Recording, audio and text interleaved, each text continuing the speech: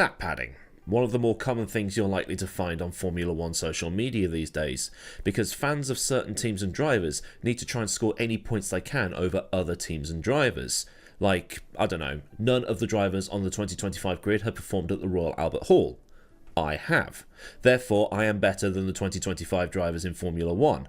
Now that's a weird flex and totally not relevant, but that's the kind of pettiness that we're dealing with these days. But the thing is, as I've said so many times in the was this team or driver bad, good, average or better or worse than we thought series, stats don't tell the full story. A retirement on the Wikipedia stat sheet might not necessarily be because of a skill issue or a driver's inability to wheel. It could be because the car was just a bucket of bolts that wanted to break down at every possible opportunity. Eddie Irvine during 1996, Pedro Diniz in 1997, to name quite literally two. Or in the case of David Coulthard, his teammate was Mika Hakkinen and the other guy was Michael Schumacher. They had a much higher talent ceiling and DC achieved everything he was going to achieve, realistically. 13 wins in that time period is a decent strike rate. But if we're going to talk stats and then use those stats as an absolute measure of how great drivers and teams are, the greatest team is Ferrari. The greatest driver is Hamilton. Hamilton has more wins than Schumacher, therefore Hamilton is better and you can't argue with stats. Unless it's not your driver at the top, in which case you can argue with stats, and we're back to that level of pettiness again.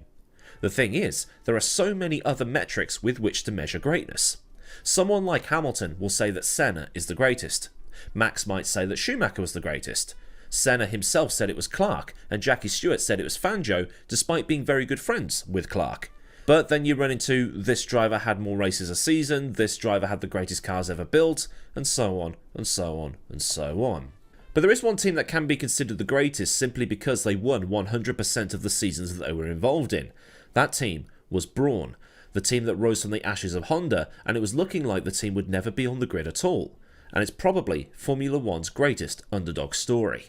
I need to look at Honda's time in Formula 1 since 2000 in full, because in the process Eddie Jordan got shafted, and then Honda went on to have a largely anonymous time in Formula 1, 2004 excluded, and it all culminated with the 2006 Hungarian Grand Prix victory that will mostly be a recap because I've done a video on that already. So maybe just the BAR years, but I'll figure it out. But by the 2008 season, Honda was in a bit of a slump after the lofty heights of 2004, even though they were BAR at that point, and the breakthrough win in 2006. Although that said, Honda had won races back in the 1960s in their original run in Formula 1, and they'd also won races in the 90s with Jordan and Ligier. Although that wasn't technically Honda, that was Mugen, which was Honda without the Honda. But again, that's a video that I've done. Quite recently, as it so happens. 2007 had been a terrible season.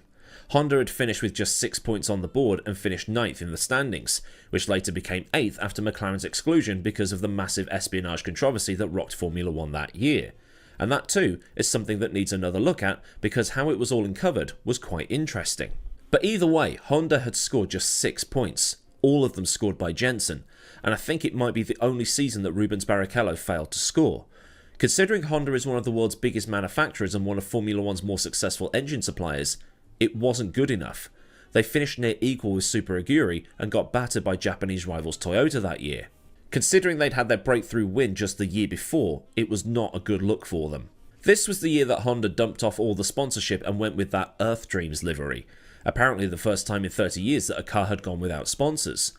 Honda had completely botched the car and it was struggling to make the top 10, let alone the top 8, and because the 2006 car had been so good and had been handed to Super Aguri, that's why Super Aguri was so close to Honda that year. The following year wasn't much better. Drivability? What drivability? They couldn't find any, and they would have had better luck finding a drummer for Spinal Tap. Because the FIA had banned traction control, all the cars ran the same spec ECU provided by McLaren, and they were using gearboxes for 4 races, and that was holding them back as well. The only saving grace for them being Barrichello's podium at the rain-affected British Grand Prix that brought them valuable points. But even then, they were still 9th in the standings, only ahead of Force India. Yeah, alright, and Super Aguri, but they went bust after Spain, but Barrichello's podium left them in less of a black hole than they would have otherwise been. They were still 12 points behind Williams at the end though. But shockingly, at the end of the season, Honda announced it was pulling out of Formula 1, leaving hundreds of people potentially without jobs. The economic downturn had done its damage. Honda needed to pull out and re-evaluate what it was doing, and Toyota, Bridgestone and BMW would later follow suit.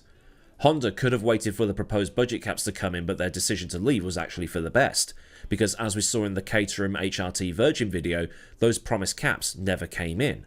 And Honda was still sitting on a goldmine of assets because they designed and built the car. They had everything ready to go for 2009. Someone could buy the team and carry on the legacy, a legacy that had started with Tyrrell back in the late 1960s and then become BAR in 1999 and Honda in 2006. Nick Fry called it an assassination job when Honda pulled him and Ross Brawn into the offices and told them they were shutting down the team effective immediately and leaving a lot of people redundant. Now, if you haven't seen it, the Brawn documentary hosted by Keanu Reeves is currently on the BBC iPlayer, something I didn't know about until today because I always assumed it was an exclusive on another streaming service. So I've watched probably 10 or 15 minutes of it just to see the whole how Ross Brawn bought the team back bit, because if I use the whole documentary as a reference, well, that's a bit boring, isn't it? I might as well just direct you to the actual documentary. But if you live in the UK, it's free to watch on the iPlayer. Assuming you've got a TV license, obviously.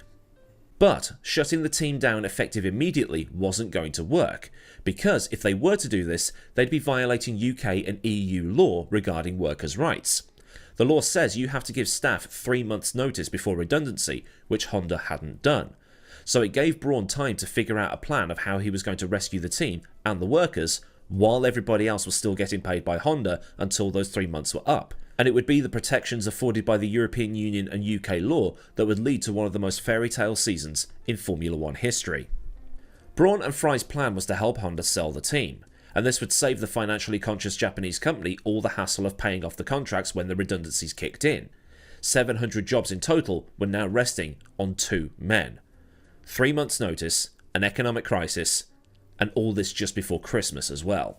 And it made the national news because people were being laid off left, right and centre during what was then called the credit crunch, and 700 people being laid off all in one go would have caused absolute carnage for not just morale but for the UK economy. With Button and Barrichello's contracts up and it being too late for them to find new rides, Brawn knew that if they found a buyer they'd be able to have 2 of the most experienced and safest guys on the grid. Ross also told the staff that if they gave up they'd have nothing to sell, so the plan was keep working as if they were going into 2009 as normal, and pray. And very few staff, if any, decided to quit. Ross was still there, so things must have been alright, and they had a feeling that the car that had already been designed and built was half decent. Finding investors was actually quite tricky. If they weren't opportunists looking for a vanity project, they were straight up dodgy. 2 of the potential buyers went to prison, and the process was long and hard given the economic situation. But with time ticking away, Brawn, Fry and Honda came to one hell of a deal. Management buyout. And all it cost Ross Brawn was one of these.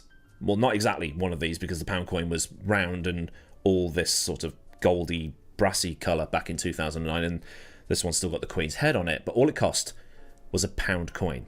Just £1 to buy a Formula 1 team, or $1.25 if you're working in US freedom credits. And let's be honest, if it wasn't Ross Brawn, it probably wouldn't have happened. The whole thing was based on trust and also Ross's reputation as being one of the most solid guys in the F1 paddock this side of Adrian Newey. 6 constructors' titles in a row with Ferrari, and also his success with Schumacher over at Benetton, being part of the building of Benetton and also working for Walkinshaw and Jaguar in the Group C years. Brawn was a known entity, and then some. And then there's the Japanese sense of honour. Selling to Ross for a single one of Her Majesty's Imperial credits of the realm was a much better option than selling to the next T-minus guy or the next Andreas Assetti, the next Moneytron or whoever. Not only did Brawn and Fry save 700 jobs and give a job back to JB and Barrichello, they also convinced Honda to give the team the budget that they would have allocated for 2009. It would be $100 million to shut the company or $90 million to go racing, and Honda gave them the latter. All this with just 6 weeks until the first race. But there was no engine. So, naturally, Ross went engine shopping. In the end, after a frantic time of searching, Martin Whitmarsh came in clutch and said to Brawn GP, as it was now known, "Here, have our engines, the same ones we've got." Now, I read somewhere once that Whitmarsh had a knack for being the paddock nice guy, but on this occasion, it really was a nice thing for him to do. And it took some modification to get the engine into the car, but they finally got it to fit, and it showed up to the first round of testing at Barcelona in the March of 2009. And to everybody's surprise, it was topping the timesheets. If you read Jensen's book, there was an element of something's not right, because this team had been cobbled together at the last minute, arrived at the last minute, and this highlighted yellow and white car barely had any sponsors on it. How the hell was it going so fast? The Mercedes engine accounted for about 50% of the upturn according to Fry, but there was something at the back, other than the engine, that was helping them.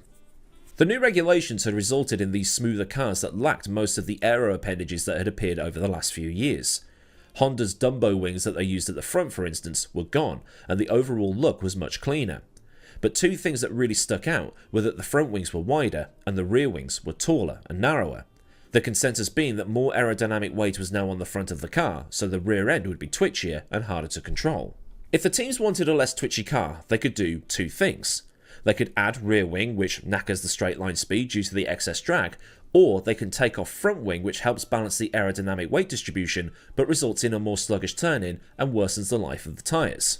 Either way, less downforce on tap means that the cars were going to be slower than the previous year. That is, unless you found a way of extracting some more rear-end grip.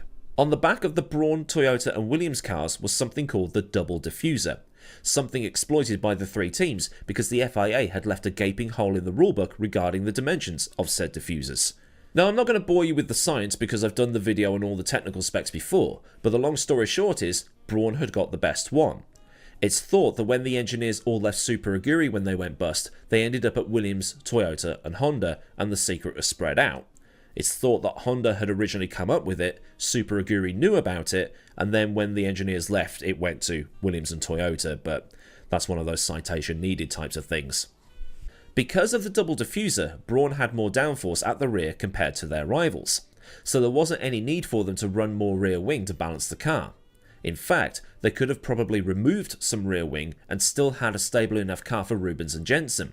If the diffuser produced so much downforce the car understeered, they could take even more rear wing off, vastly increasing straight line speed.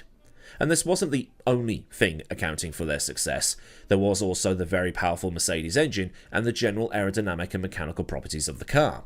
They were also not using KERS, which was brand new for 2009, and that's a recent video as well, and they were preferring to design the entire car around the double diffuser.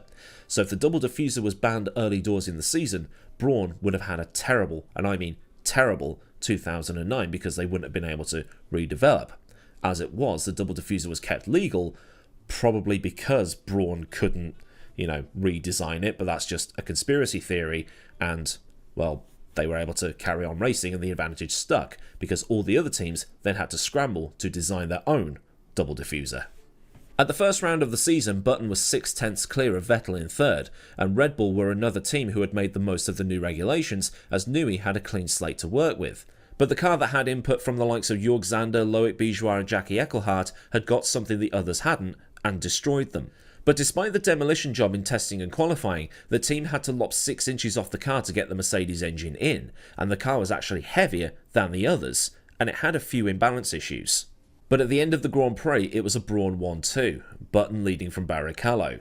The team that didn't exist 6 weeks ago, and I really mean that, 6 weeks, not 6 months, but weeks, had just done the unthinkable. But this was just a one-off, right? Right?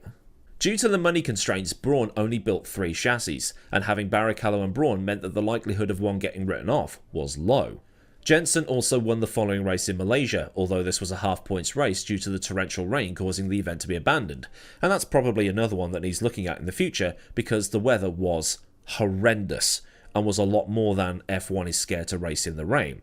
There was a minor setback as Button was then third in China, but he then won in Bahrain, Spain, Monaco and Turkey, with the Monaco victory being a stat lover's paradise because it was the first time in Formula 1 history that the same build of engine had won 3 races in a row.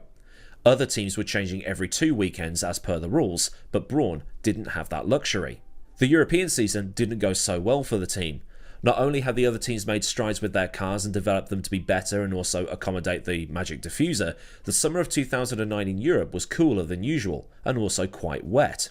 At races where the temperatures were cooler, the Brawns tended to struggle, much like how when the temperatures got hot, the Mercedes cars tended to struggle, as shown with the 2020 British Grand Prix and then the 70th anniversary Grand Prix.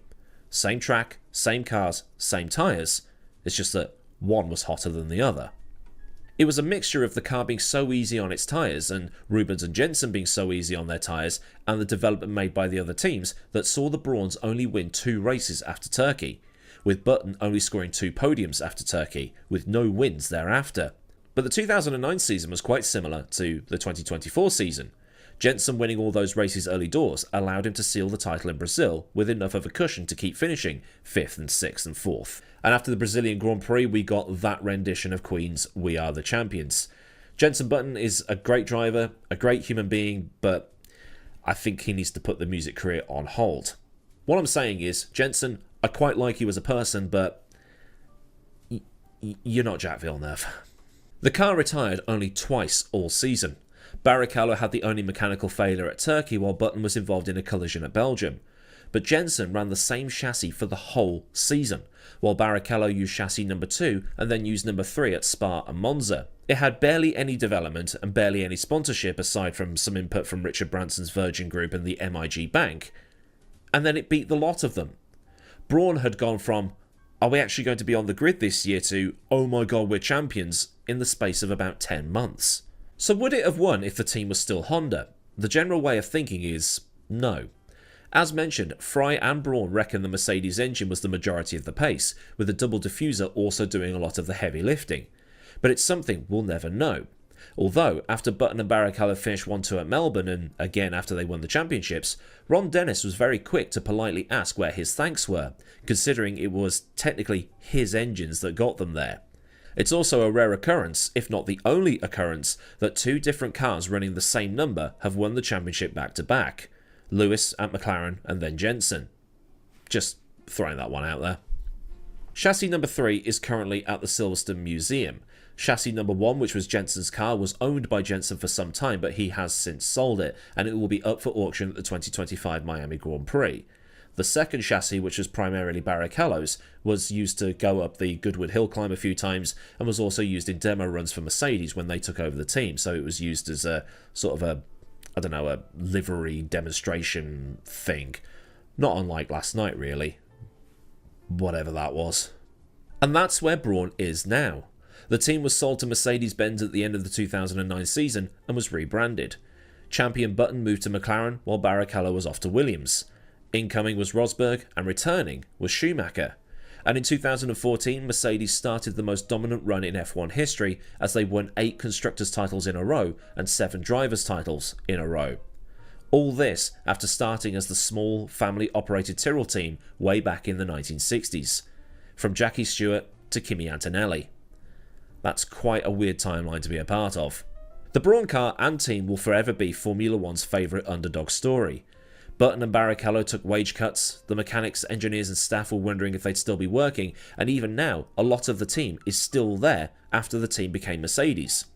James Vowles, for instance, was there at the time, and he's now at Williams. Will something like this ever happen again? Probably not. It's one of those once-in-a-lifetime occasions that ends up being a history maker. And at the same time, it makes Brawn GP statistically Formula One's most successful team. A Drivers' and Constructors' Championship in 100% of the seasons they entered. Alright, they only entered one season, but it counts. So then, a look at the Brawn GP team and their Fairytale Championship win. If you enjoyed this look back at things, then do give this video a like so I know I did a good job, and for more stuff from the channel, subscribe and get the bell on so you never miss out on anything else I do around here.